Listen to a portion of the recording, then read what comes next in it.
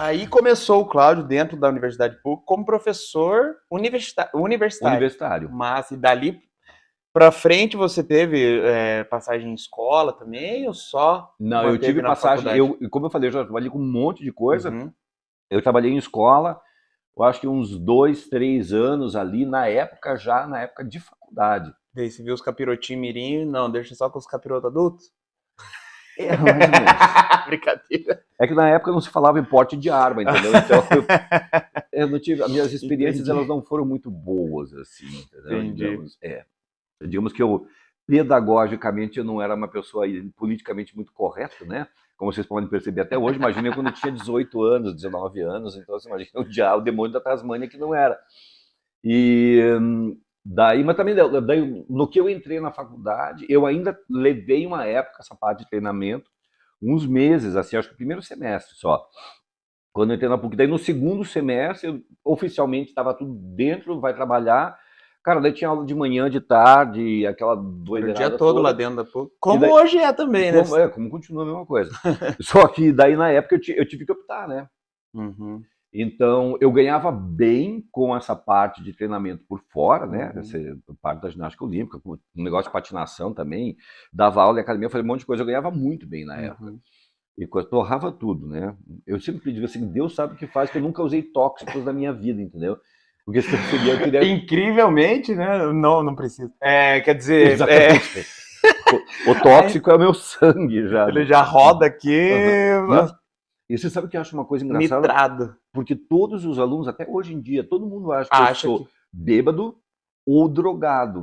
você não toma nada, né, Cláudio? Não, eu tomo uma cervejinha, assim, mas muito... Eu sou muito... Socialmente. Bebe Mas bem socialmente. socialmente, assim. Eu tomo 2 latinhas de cerveja, eu sou miojão, eu já fico... Já tá aéreo, tá alegre, a abelha morde a língua, Isso, começa toda aquela bosta que você começa a falar enrolado. E aí, lá, já não dá muito certo. Uma coisa, Cláudio, que eu queria perguntar na semana passada, eu acabei esquecendo, passou pelo roteiro, eu falei com você no final, a hora que você estava indo para casa. Ano passado e ano retrasado, a gente teve aí alguns encontros com os nossos alunos, né? Eu na escola, você na faculdade, de maneira remota, online e tal. Sim. E a nossa área... Coloquei um pi ali agora.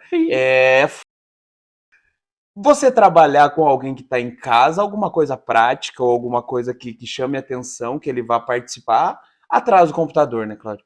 E assim, eu tenho contato com alguns alunos lá da PUC, que eles são acadêmicos da escola que eu trabalho e tal, Sim. então a gente se torna amigos, começa a conversar, e a gente conta histórias sobre a nossa época da faculdade, eles contam a deles. E uma das coisas que eles sempre falavam nesse período de aula online eram sobre as aulas do Cláudio, porque eles super se divertiam já no começo da aula. E eles esperavam começar, porque sabiam que vinha alguma coisa diferente e que seria legal de alguma forma. Como que você começava as suas aulas, Cláudio?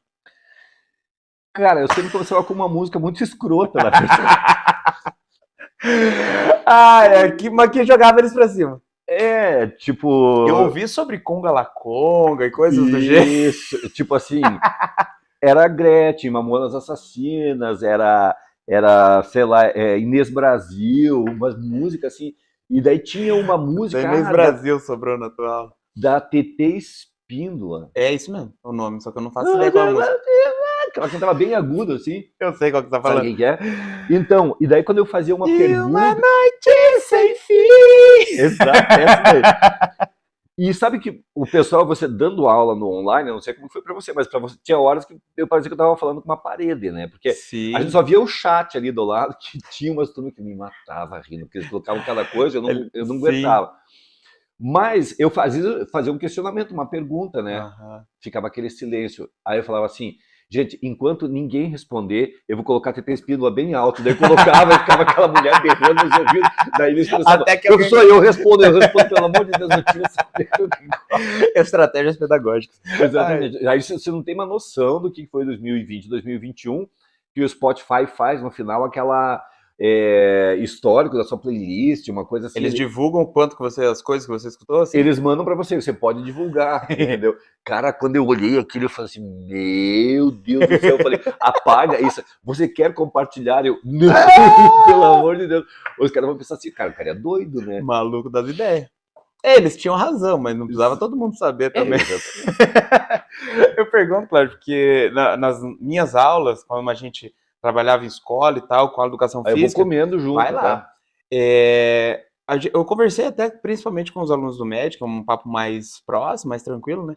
Que é muito difícil você tirar o aluno da casa dele, onde ele tá de pijama, de roupão, ou sei lá como, para que ele vá levantar, fazer alguma parte prática da sua aula. É muito difícil isso acontecer dentro de casa, né, Uhum. claro? Porque N fatores. Primeiro que ele tá lá deitadão, às vezes nem tá vendo o computador, só tá ligado e conectado.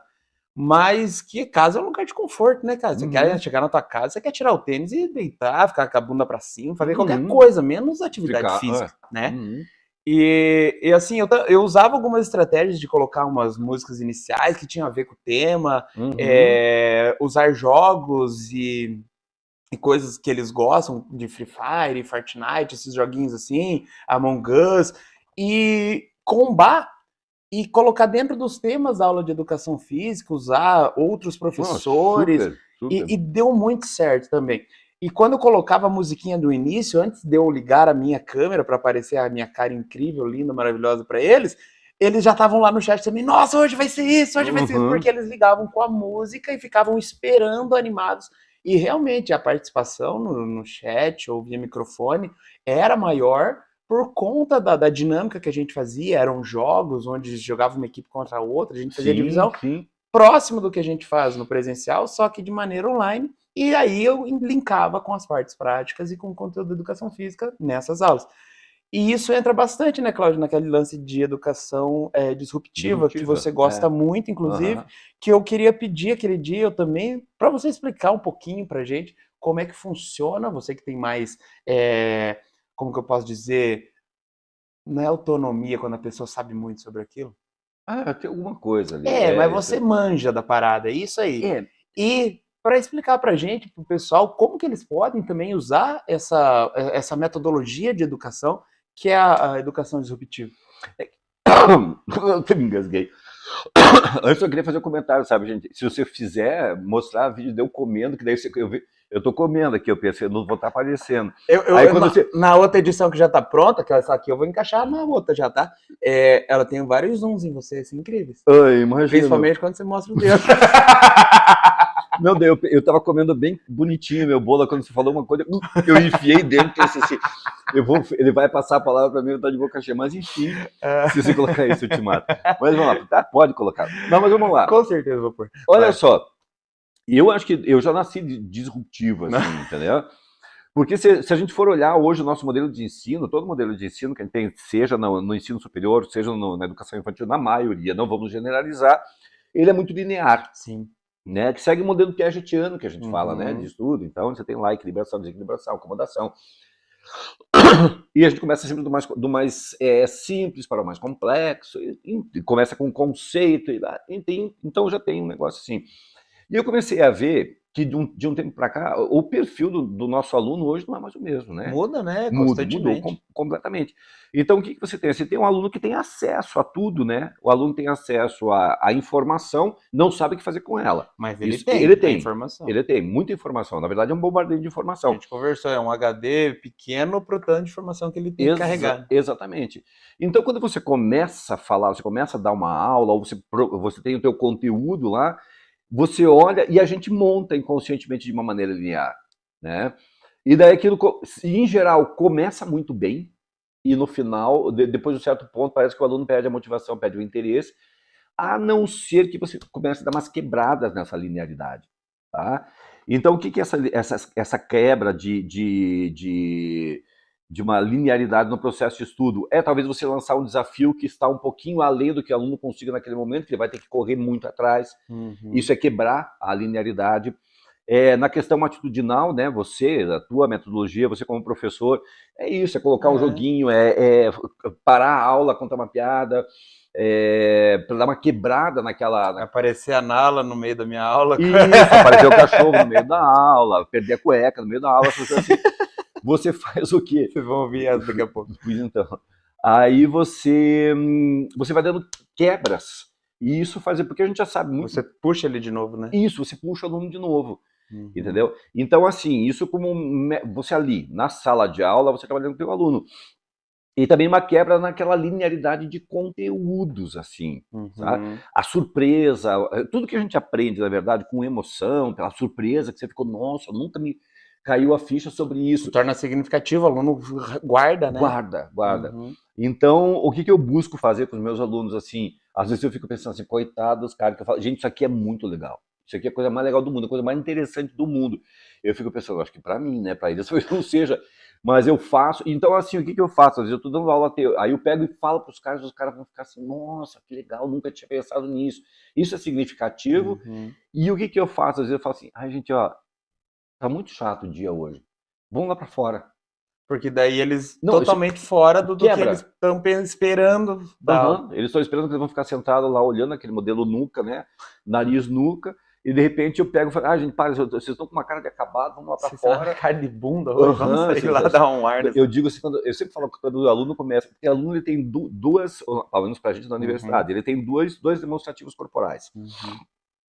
O primeiro dele é quando ele recebe uma entidade de frente, né? Que parece que ele está recebendo, sendo você olha para o aluno faz assim, ele está olhando para você, ele faz assim, ó. E volta, vira o zoinho e não é de prazer, e coisa, e daí você pensa assim, isso é uma coisa que me incomoda, É um entendeu? sinal que você aprende a Que eu falo pegar. assim, cara, eu tenho que quebrar agora ali, porque quando eu vejo, tudo bem, né? Agora quando você Quando a vê assim, metade da turma. metade da turma assim virando, e outra é quando o aluno, ele fica olhando para você, e você continua falando, assim, a hora que eles querem encerrar a aula, eles vão falar assim, fazem assim, e vão guardando o material, entendeu? E você tá Principalmente dando... naquela aula que vai até as 11 da noite. Isso, tipo, chega 10h15, 10h20, eles olhando com a maior cara de interesse e se disfarçando que estão guardando tudo dentro da bolsa, assim, eu penso, é hora de acabar.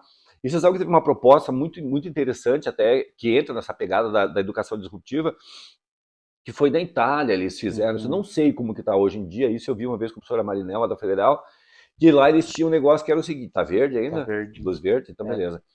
Eu não É quero falar. pra ficar verde até nós acabar aqui, se a gente ficar 3 horas gravando. Eu não E quero hoje não falar vai ser tudo toda isso. essa bosta de novo. É, por favor. Lá na Itália, eles estavam com uma proposta justamente educacional que era assim, qual era a duração da aula? Uhum. O tempo que durar o interesse. É boa, porque daí você não perde o aluno, você consegue passar o que você precisa e o aluno absorve o que Exatamente. você quis passar para ele. Exatamente. Porque senão, às vezes, você tem alguma coisa muito importante para que o aluno saiba, no final, onde o aluno não quer nem ver tua cara mais, e daí aquilo passa, ele não vai absorver nada. E a gente tem que pensar no seguinte, né? Quando você dá dá essas quebradas, você quebra um pouco essa linearidade, né? Assim, uma linearidade, a gente diz um gráfico subindo, eu vou sair do mais simples, mais complexo. Quando você quebra isso, você traz uma coisa um pouco mais difícil para o aluno, que faz ele quebrar, para ele fazer pensar a cabeça, que talvez ele não estaria bem preparado naquele momento, mais faz ele correr atrás, quando o aluno tem a responsabilidade, faz isso, né? E a gente, cada vez mais, o que eu tenho visto é o seguinte, não dá mais para dar aula como a gente dava aula 5 a 8 anos atrás. Como a gente conversou, tudo mudou, né? As Tudo coisas se mudou. atualizarem e a gente precisa se atualizar também, né, Cláudio? E vamos falar bem o seguinte, É chato né? pra cacete a aula antiga. Imagina você você tá naquela aula que tá parecendo um sermão, né? E daí cara, o Instagram é muito mais divertido que aquilo de ficar stalkeando ali no Instagram e vendo o TikTok, gente aquela galera fazendo cagada cagada no TikTok, cagada no TikTok, tipo, como que eles falam? Eu preciso, não tem um negócio que eles passam lá que eu esqueci como que é. Preciso tomar jeito na vida, um festival de cagada, adoro aquilo lá. E os alunos adoram também, né? Óbvio, muito mais do que uma aula. Óbvio, então você fica lá na frente. Aí surge o tal do pacto da mediocridade. O que é o pacto da mediocridade? Explique para nós. Eu estou vendo tudo isso como professor, eu estou fingindo que eu estou dando minha aula e o aluno está no celular fingindo que está assistindo a aula. Então são dois hipócritas, um de um lado e outro do outro, na verdade. Então quando eu percebo isso, eu falo assim, cara, tem que quebrar isso aqui.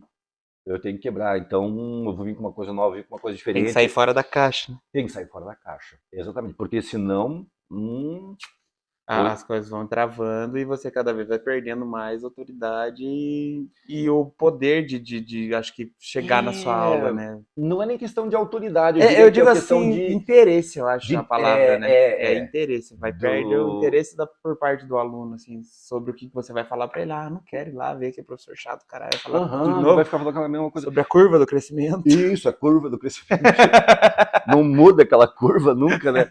O Ednei perguntou se já colocaram o Patola na curva do crescimento. Pois então, ainda não, né?